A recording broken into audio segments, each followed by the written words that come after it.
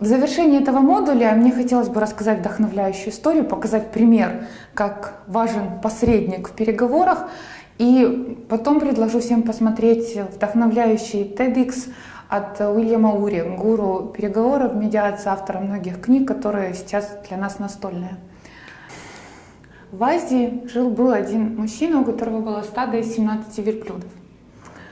И он завещал после смерти разделить свое стадо между 3 сыновьями следующим образом. Старшему 1/2, среднему 1/3 и самому младшему 1/9. Вот этот день настал, отец отправился в мир иной, и сидят эти 3 брата, пытаются разделить стадо, и у них ничего не получается, потому что 17 верблюдов не делятся ни на 2, ни на 3, ни на 9. Вот они сидели, горевали, когда мимо проходил мулла на верблюде. Они рассказали ему историю о том, что они не могут поделить. И он сказал: возьмите моего верблюда. И у них стало 18. 18 на 2 — 9. Здесь будет 6 и 2.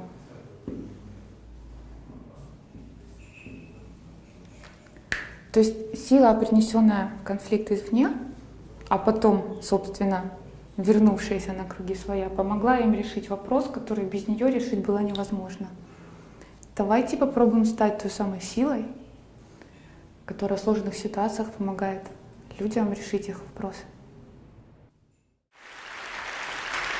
Well, the subject of difficult negotiation reminds me of one of my favorite stories from the Middle East, of a man who left to his 3 sons 17 camels. And to the first son he left half the camels, to the second son he left 1/3 of the camels, and to the youngest son he left 1/9 of the camels. Well, 3 sons got into a negotiation. 17 doesn't divide by 2, it doesn't divide by 3, it doesn't divide by 9. Brotherly temper started to get strained. Finally, in desperation, they went and they consulted a wise old woman.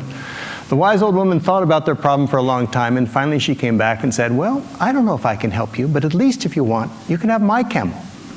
So then they had 18 camels. The first son took his half of 18 is 9. The second son took his 1/3, 1/3 of 18 is 6. The youngest son took his 1/9, 1/9 of 18 is 2. You get 17. They had 1 camel left over. They gave it back to the wise old woman. Now, if you think about that story for a moment, I think it resembles a lot of the difficult negotiations we get involved in. They start off like 17 camels, no way to resolve it. Somehow what we need to do is step back from those situations, like that wise old woman, look at the situation through fresh eyes, and come up with an 18th camel.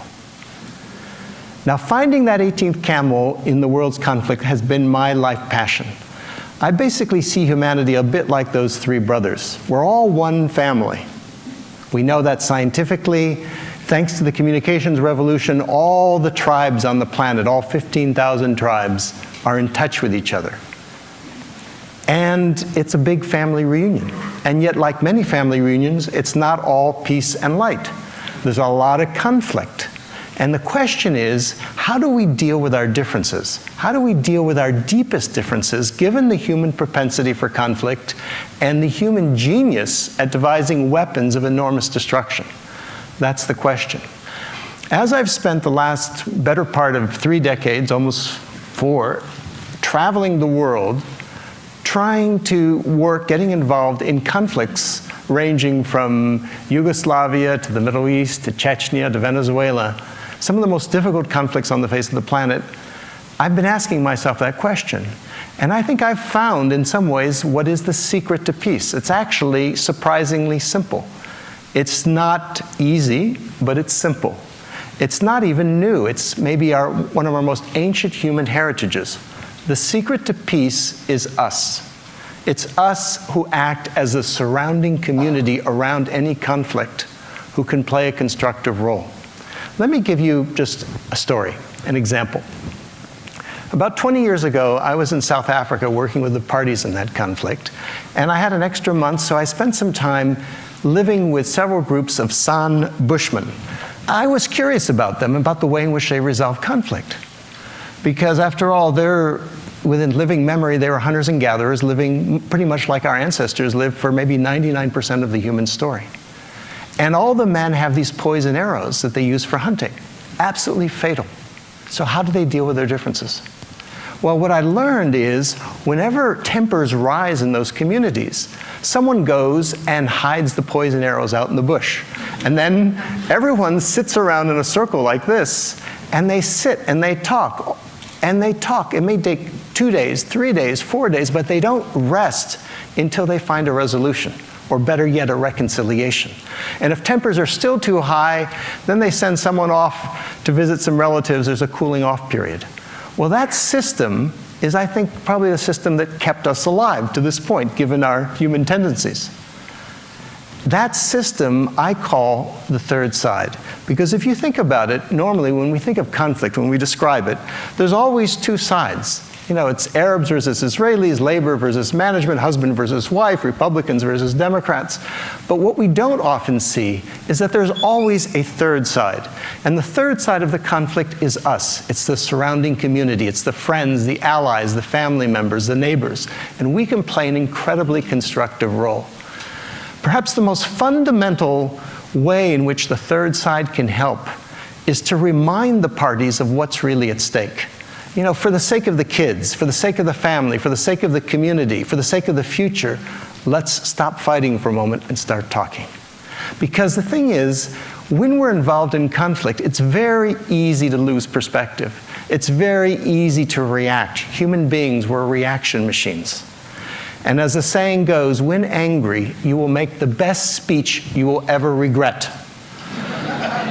And so the third side reminds us of that. The third side helps us go to the balcony, which is a metaphor for a place of perspective where we can keep our eyes on the prize. Let me tell you a little story from my own negotiating experience. Some years ago, I was involved as a facilitator in some very tough talks between the leaders of Russia and the leaders of Chechnya. There was a war going on, as you know. And we met in The Hague, in the Peace Palace, in the same room where the Yugoslav War Crimes Tribunal was taking place. And the talks got off to a rather rocky start when the vice president of Chechnya began by pointing at the Russians and said, "You should stay right here in your seats because you're going to be on trial for war crimes." And then he went on, and then he turned to me and said, "You're an American. Look at what you Americans are doing in Puerto Rico." And my mind started racing. Puerto Rico, what do I know about Puerto Rico? I started reacting.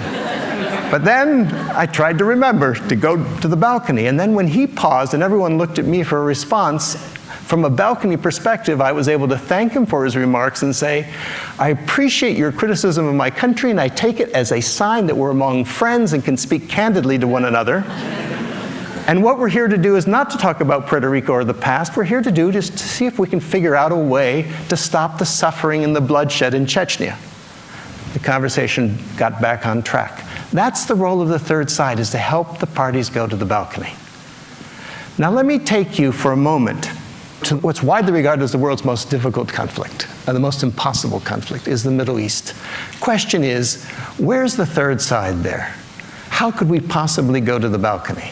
Now, I don't pretend to have an answer to the Middle East conflict, but I think I've got a first step, literally a first step, something that any one of us could do as third-siders. Let me just ask you one question first. How many of you in the last years have ever found yourself worrying about the Middle East and wondering what anyone could do? Just out of curiosity, how many of you? Okay, so the great majority of us.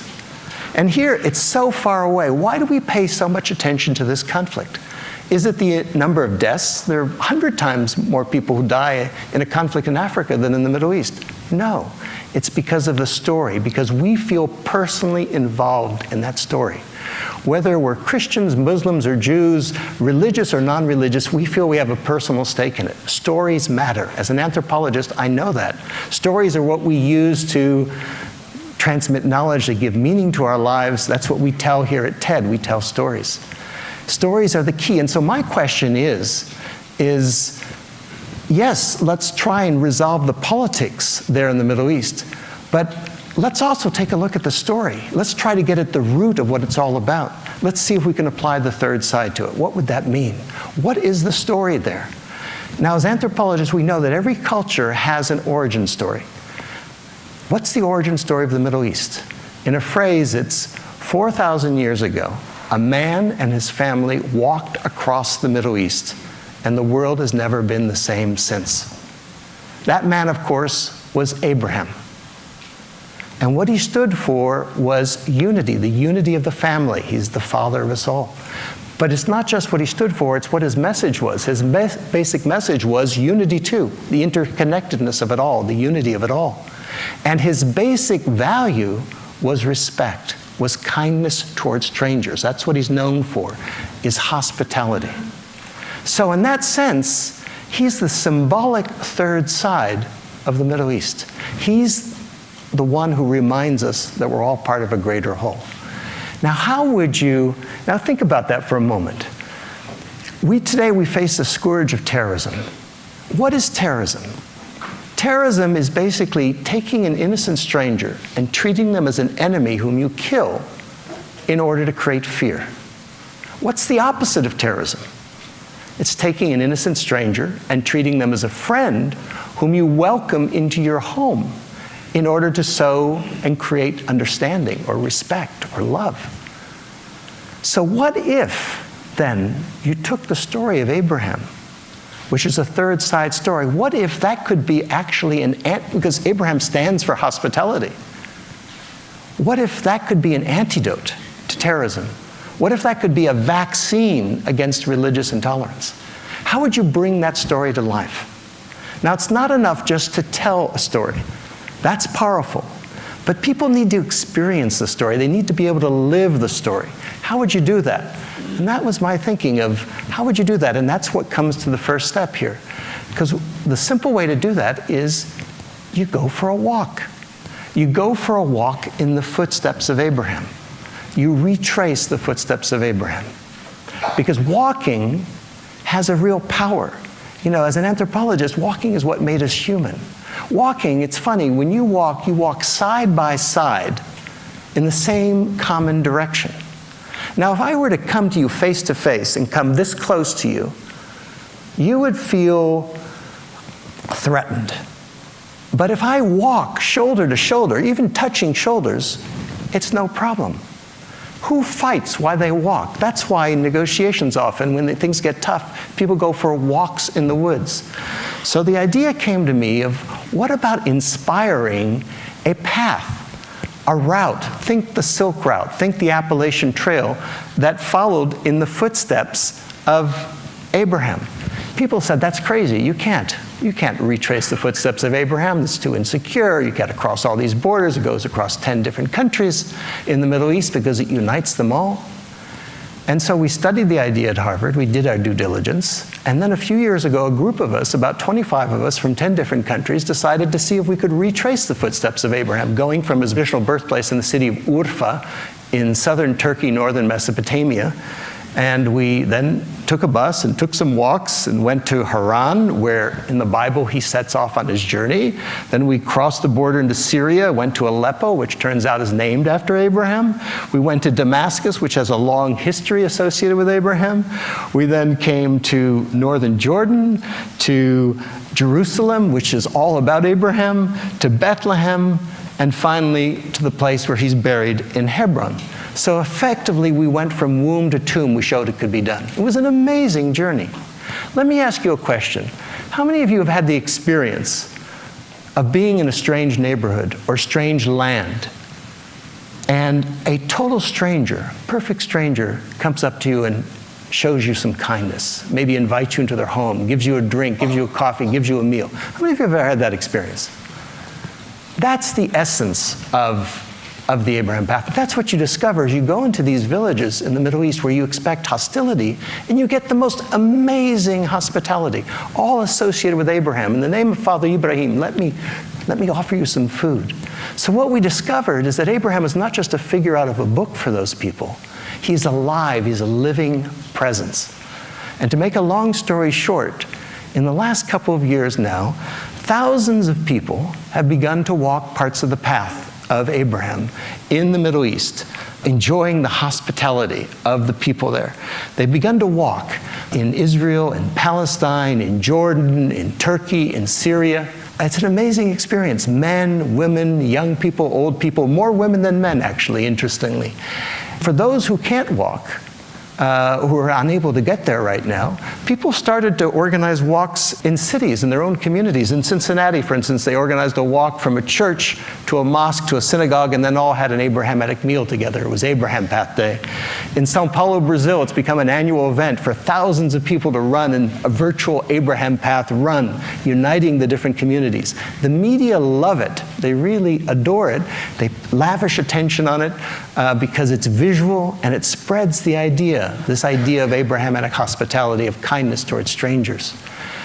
And just a couple weeks ago, there was an NPR story on it.